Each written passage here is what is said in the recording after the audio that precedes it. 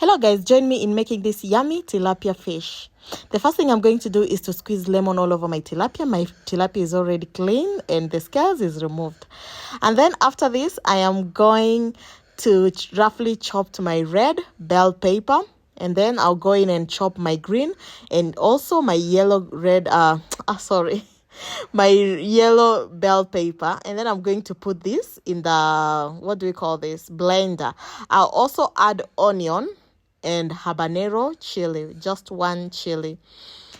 I'm going to blend this well, and then I will go in and add some salt in my tilapia fish and some Maggi cubes also. And now it's time to start cooking my ingredients. So I'm going to add palm oil in my hot pan and then add the mixture. I'll cover it because it really jumps all over.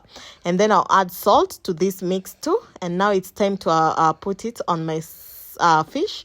So I'm going to apply this on my fish all over, turn it, and then put it in the stomach, and then on the other side, and even inside the head. So after this, I'm going to cover my fish, put it in an oven, let it cook for 20 minutes. Then I will open it and let it cook for another 10 minutes when it's open.